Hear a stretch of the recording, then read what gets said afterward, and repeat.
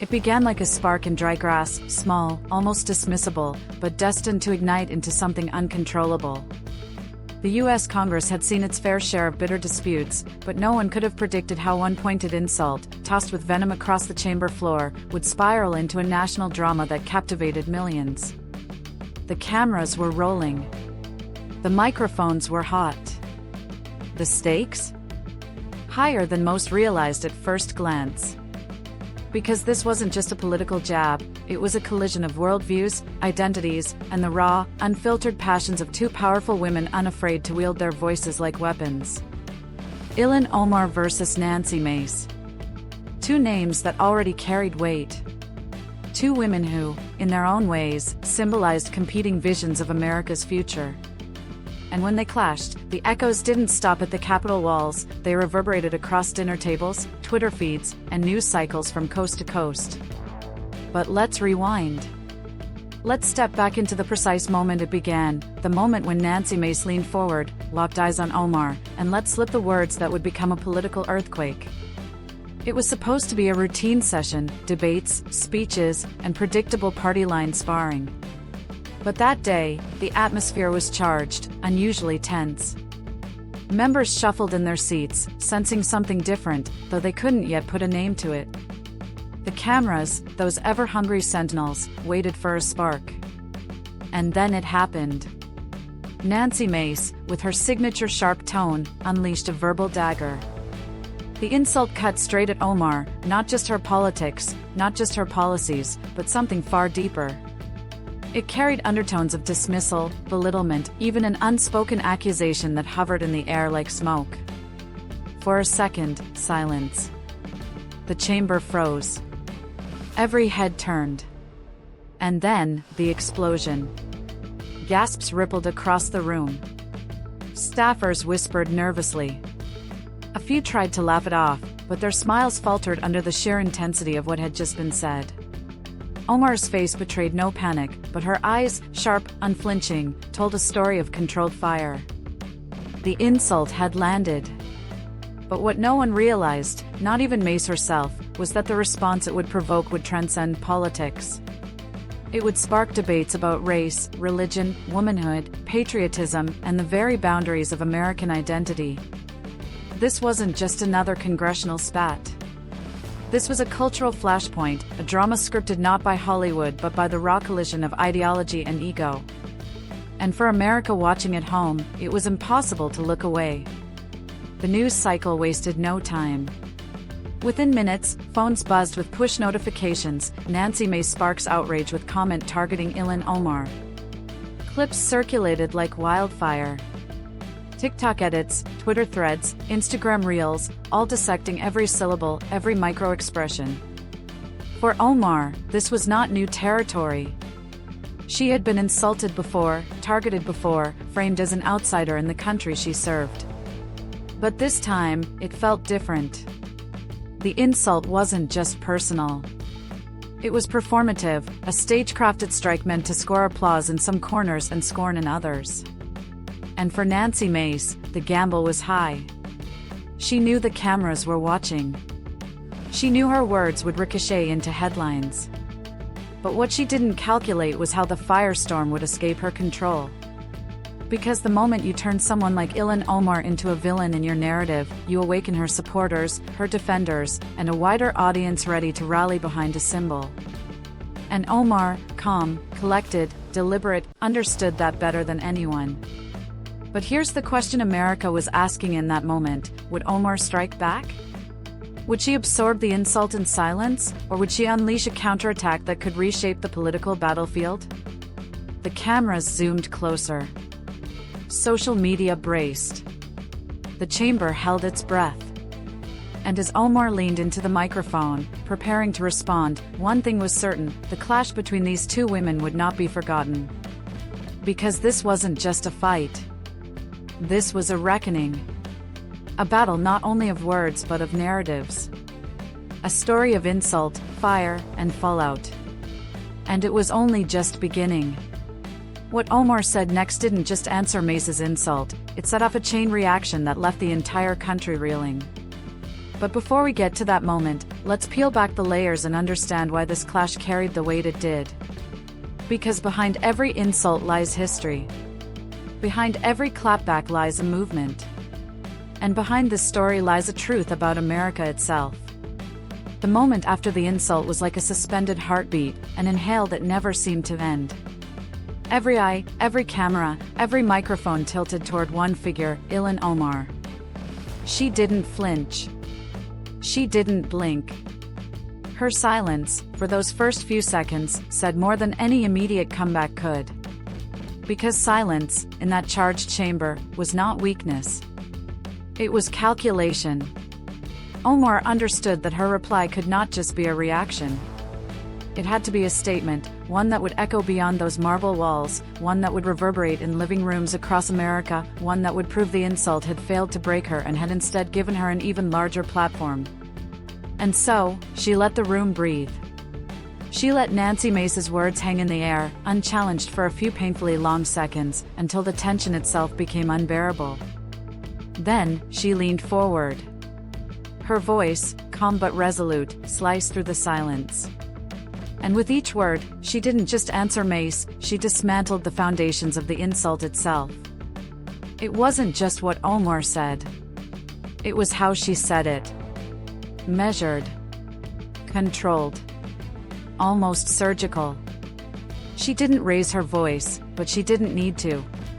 Because sometimes, power lies not in shouting louder than your opponent, but in showing that their shout can't shake you. Her reply framed Mace not as a challenger, not even as an opponent, but as a desperate figure grasping for relevance. And in that framing, Omar flipped the script. Suddenly, it wasn't Omar on trial. It was Nancy Mace. The chamber felt it. The audience watching at home felt it. Even social media, quick to pounce on every controversy, seemed to pause for just a second, processing the weight of the exchange before exploding into hashtags, memes, and fiery threads. But this was just the beginning. Because if Act 1 was the insult, Act 2 was the ignition. The firestorm had been lit, and it would grow hotter by the hour. Nancy Mace wasn't about to retreat. She had chosen this battlefield deliberately. Her political brand thrived on confrontation, on framing herself as a truth-teller unafraid to say what others wouldn't. And so, the moment Omar's response landed, Mace doubled down. Her voice sharpened. Her rhetoric grew bolder. What had begun as a single insult became a volley, a string of attacks aimed not just at Omar's policies but at her very identity. To some, it was fearless honesty. To others, it was thinly veiled bigotry. But one thing was undeniable, Mace was digging in, escalating a conflict that was no longer just about two women in Congress, but about the soul of America's political discourse. And this is where the hero versus villain narrative began to crystallize. For Omar's supporters, she became the hero, calm, dignified, unshaken by the storm. For Mace's base, she became the crusader, fiery, unapologetic, striking at a figure they viewed as the embodiment of everything they opposed. It was more than a clash of personalities. It was a proxy war. Religion versus secularism. Progressive ideals versus conservative values. Immigrant identity versus nativist pride. In truth, this was never just about an insult. It was about America's fractures that cut across culture, politics, and history. And in Omar versus Mace, those fractures came into sharp, almost unbearable focus. But as their words clashed, as their narratives collided, something bigger began to unfold. The chamber itself became a stage. Lawmakers shifted uneasily in their seats, torn between condemnation and applause. Some looked away, unwilling to be caught on camera choosing sides. Others leaned forward, eager to insert themselves into the moment, sensing opportunity. Because in Washington, conflict is currency. And this conflict? It was gold. But if Nancy Mace thought her fire would silence Omar, she miscalculated. Because Omar's calm response was not the end. It was the setup. The next act in this unfolding drama would not only expose the limits of political theater, it would unleash a backlash that Nancy Mace never saw coming. And as the fire spread, one thing became clear: this wasn't just a skirmish. It was a war of narratives. A war that America would not stop watching. What began as a single insult in a charged congressional chamber now spilled far beyond those walls. By the next morning, it wasn't just a political skirmish. It was the story. Cable news seized it like oxygen. Morning anchors replayed the exchange on loop, their voices dripping with commentary. Headlines screamed across screens: Mace versus Omar, clash in Congress sparks national debate. The clip flooded social media, chopped into viral soundbites that spread with the speed of wildfire. And just like that, the nation was divided into camps. On one side, those who framed Nancy Mace as the bold truth teller. Her supporters applauded her fearlessness, sharing the clip with captions like "Finally, someone said it." Memes portrayed her as a fighter standing up against what they saw as political correctness gone too far. But on the other side, outrage erupted. For Ilhan Omar's supporters, the insult was not just an attack on her. It was an attack on millions who shared her identity, her faith, her journey as an immigrant who rose to serve in America's highest halls. To them, Omar's calm, poised response was nothing short of heroic. She had not just defended herself, she had represented them. And this is where escalation took its sharpest turn. Because once the moment left the chamber and entered America's bloodstream, it became something neither Omar nor Mace could fully control. Every pundit wanted a piece of it. Every influencer wanted to weigh in. Every politician wanted to position themselves around it. This wasn't just political theater anymore. This was national spectacle. And the ripple effects were immediate. Fundraising emails flew out within hours.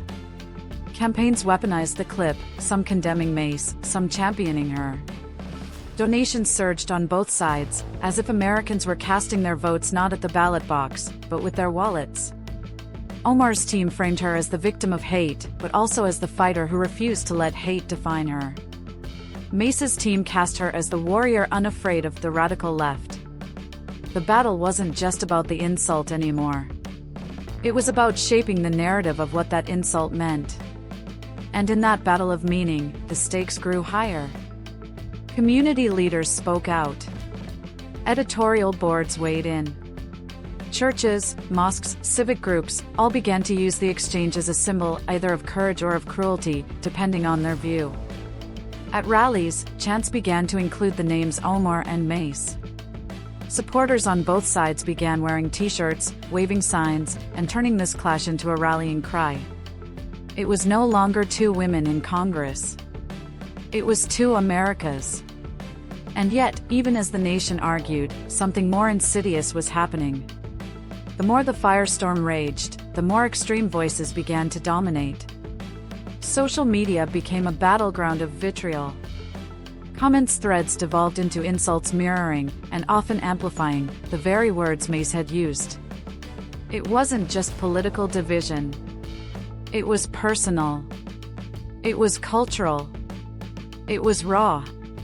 And Omar knew, if she didn't respond again, if she didn't reframe the narrative, she risked being defined by her opponent's words. So she prepared her counterstrike. Not with anger. Not with insults of her own. But with precision. Omar began appearing in interviews, her voice calm but unshakable. She didn't just defend herself. She broadened the frame, turning Mace's insult into a mirror reflecting something bigger: the prejudice, the division, the ugliness that still lingered in American politics. Her words resonated. Not because they were loud, but because they were measured. Not because they sought revenge, but because they sought justice. And in that calm, she struck deeper than Mace's fury ever could. But escalation has a price. And as Omar rose above, Mace refused to back down. She sharpened her rhetoric. She framed Omar's counter as proof of weakness. She claimed victimhood herself, casting the backlash as censorship, as an attack on her right to speak freely. The battle lines hardened. The rhetoric grew sharper. And the cameras never looked away. Because what came next would not just test Omar and Mace. It would test America itself. The storm had raged for days. News cycles churned, social media spiraled, and America seemed locked in a bitter standoff. Nancy Mace had delivered the insult that lit the fuse. Ilhan Omar had responded with poise that calmed some hearts but ignited others. And yet, beneath all the noise, one truth became impossible to ignore. This clash was no longer about two women trading words. It was about what kind of America the people wanted to see staring back at them in the mirror. The turning point began, as so many modern political dramas do, not in the chambers of Congress, but on a stage lit by cameras, with millions watching live. A televised town hall. A gathering billed as a chance for honest conversation. But in reality, it was a battlefield. On one side, Nancy Mace, confident, defiant, unrepentant. On the other, Ilhan Omar, calm, steady, her words chosen like arrows meant to pierce not flesh, but conscience. The moderator introduced them, but the nation barely heard his voice. Because everyone was waiting for the moment the two would face each other directly. The first questions were civil, almost too civil. Mace explained her position, leaning on themes of patriotism, strength, calling things as they are. Her supporters roared approval. Omar spoke of dignity, of representation, of what it means to be American not by birthplace, but by belief in freedom and justice. Her words carried a quiet gravity. And her supporters wept with pride. The contrast was stark. Two visions of America. Two languages of leadership. But then, as if scripted by fate itself, the moderator asked the question both women knew would come. Congresswoman Mace, do you stand by your words? Mace leaned forward, eyes narrowing. Yes, she declared, her voice sharp, slicing through the air. I said what needed to be said. And I will not apologize for speaking the truth. The audience gasped. Half applauded. Half booed. The nation itself seemed to split in that instant. All eyes turned to Omar. What would she do now? Would she retaliate? Would she finally unleash anger? Her pause felt eternal. And then, with a voice calm as steel, she spoke. Congresswoman Mace, your words were not truth. They were a weapon. Not against me, but against every immigrant who dared to dream of a better life. Against every Muslim child who wonders if they truly belong in this nation. Against every American who believes our strength lies in unity, not division. The room fell silent. Even the camera seemed to lean closer. Omar wasn't shouting. She wasn't pleading. She was declaring. Her words didn't burn with fury. They rang with conviction. Mace smirked, brushing it off. But the audience had shifted. The balance of the room had changed. For the first time, Mace seemed rattled, her confidence cracking as Omar's calm authority cut deeper than any insult could. And in that moment, the turning point arrived. Because what followed wasn't just Omar versus Mace. It was a tidal wave of reaction, building live, real-time, across America. Clips from the town hall exploded online. Omar's response, calm, clear, commanding, went viral within minutes. Hashtags lit up, hashtag we belong, hashtag unity over hate. But so too did the counterfire, hashtag stand with Mace, hashtag no apologies. Two movements, born in the same breath. And this is the essence of the turning point. Not that one woman won and the other lost. But that both became larger than themselves. Omar became the face of resilience, the voice of those who had long felt unseen. Mace became the banner of defiance, the voice of those who feared change and clung to a vision of America they believed was slipping away. Each embodied an archetype. Each commanded loyalty. And each now carried the weight of millions. But while Omar's words elevated her, they also painted a target on her back. For every supporter she gained, another adversary sharpened their knives. Commentators dredged up her past speeches, twisting them into ammunition. Political action committees poured money into attack ads. Anonymous threats filled her inbox, the price of standing tall in the storm. And Nancy Mace? She reveled in it. Her base grew louder, more aggressive, more convinced that she was their warrior in a battle against forces they barely understood, but deeply feared. The turning point had made both women symbols. But symbols, once created, cannot control how they are used. Meanwhile, ordinary Americans watched, debated, and chose sides. In classrooms, students argued passionately. At dinner tables, families split down political lines. In workplaces, conversations grew tense, fragile, dangerous. The insult had become more than words. It was now a dividing line in the American psyche.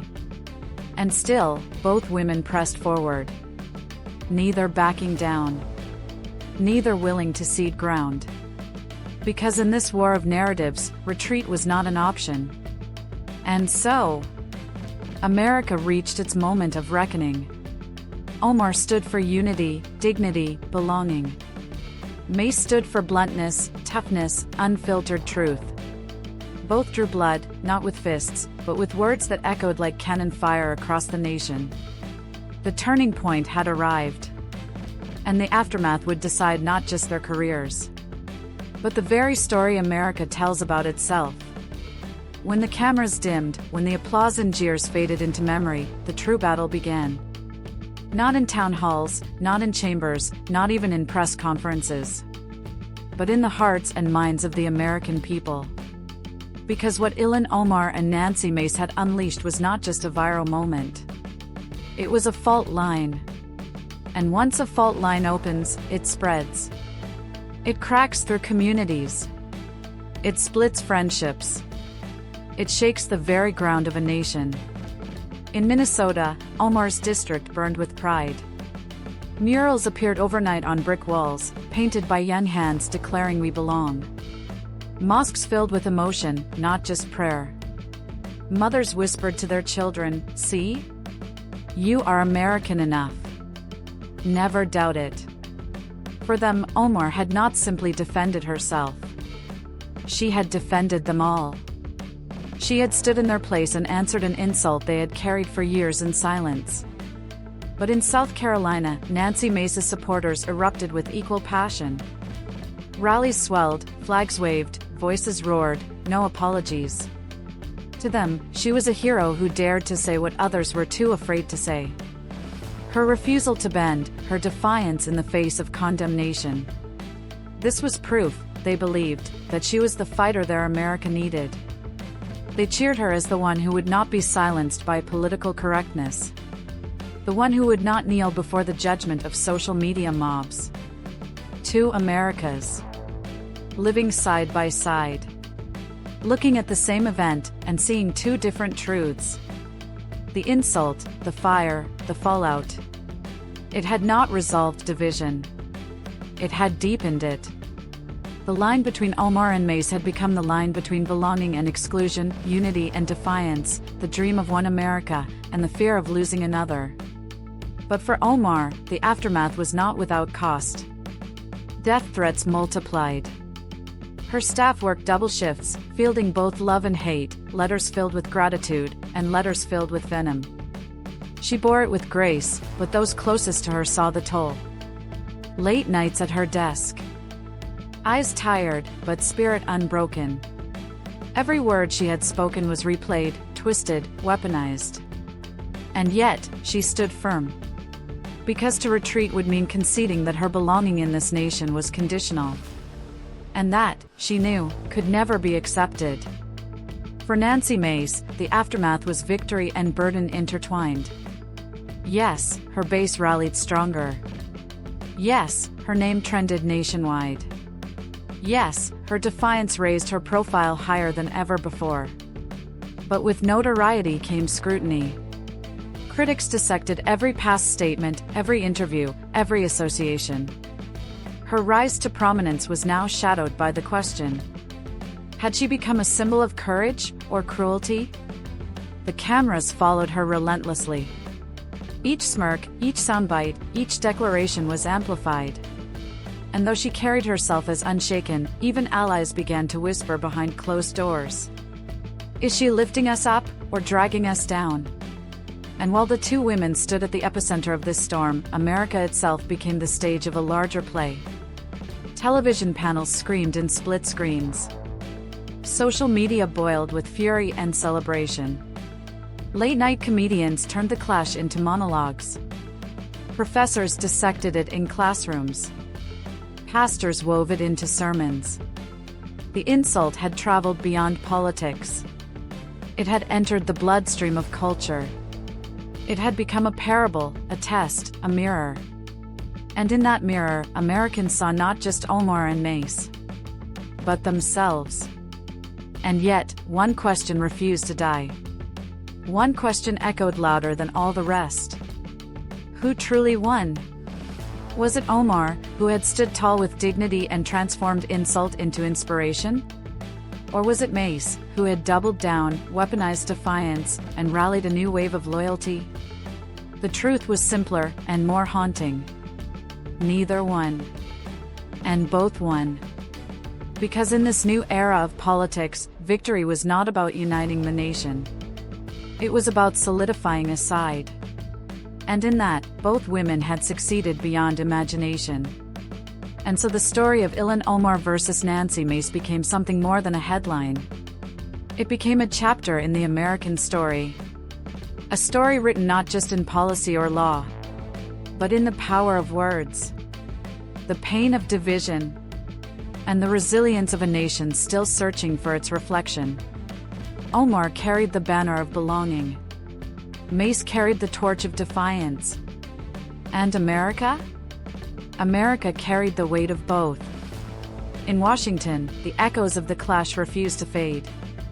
The chamber had fallen silent days ago, but the firestorm it ignited continued to burn, on television, on social media, in coffee shops and classrooms. What began as a single insult had spiraled into a national reckoning. America had watched. America had chosen sides. And America had changed. For Ilhan Omar, the resolution was layered with triumph and torment. She had stood her ground, transformed insult into strength, and spoken words that would be replayed for years to come. But victory carried weight. Behind the closed doors of her office, aides worked endlessly. Every hour brought new messages, love letters filled with gratitude, and hate letters dripping with venom. Supporters called her brave. Enemies called her dangerous. Each message reminded her of the battlefield she walked daily. Not with bullets and bombs, but with words that cut deeper than steel. And yet, in her district, Omar became more than a politician. She became a symbol. Murals appeared overnight across Minneapolis. One showed her silhouette with the words "unbowed," "unbroken." Another painted her alongside civil rights leaders of the past, a new face in a timeless struggle. Mosques overflowed with pride. Churches, too, echoed with sermons about dignity, belonging, and the courage to speak truth. Parents told their children, "Remember this.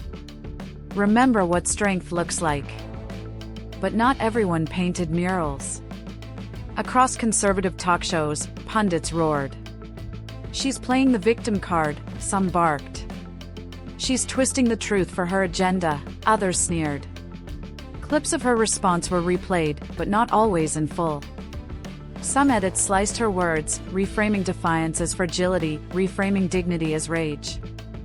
For every person inspired, another was inflamed. For every voice raised in solidarity, another shouted in scorn. Omar was no longer just a congresswoman. She was a lightning rod. And then, there was Nancy Mace.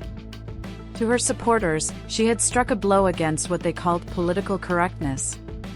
She was the warrior who said what others only whispered.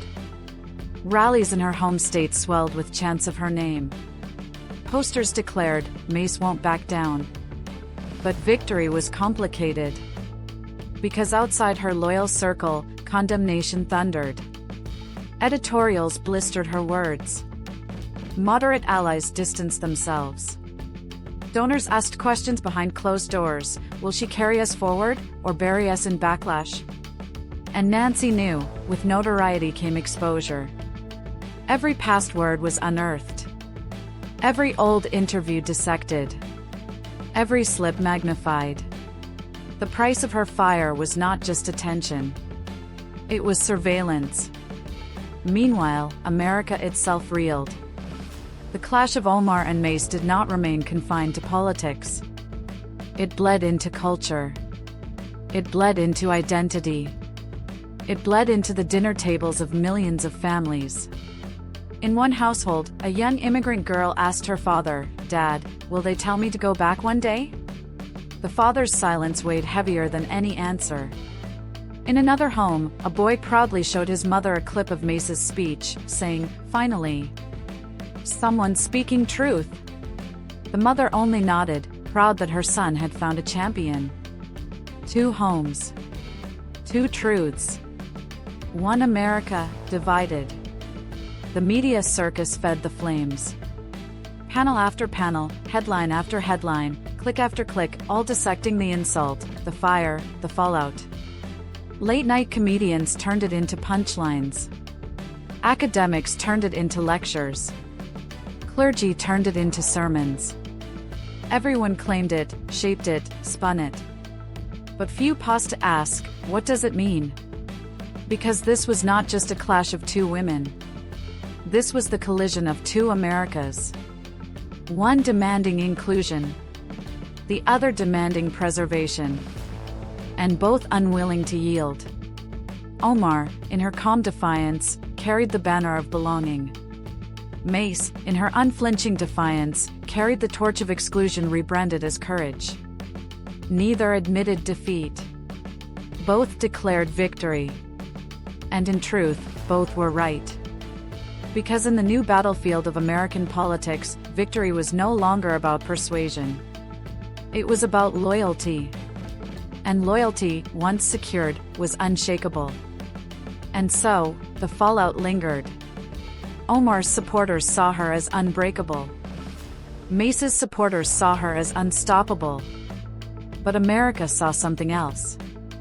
It saw the mirror of its own division. It saw the fragility of unity. It saw how one insult could spiral into a cultural earthquake. And the question remained. Not who won, but what was lost. Because in the fire and fallout of Omar versus Mace, America had not found clarity. It had found itself staring deeper into the cracks of its own reflection. And so, the chamber lights dimmed. The headlines shifted. But the memory remained. Ilhan Omar and Nancy Mace had left their marks not just on Congress, but on America's conscience. Their words lingered like smoke, hard to see, but impossible to ignore. The insult had cut deep. The fire had burned bright. The fallout had shaken the walls of power. But beyond the spectacle, a larger story unfolded, the story of a nation caught between its promises and its fears, its ideals and its divisions. A nation asking, who belongs? A nation whispering, who decides?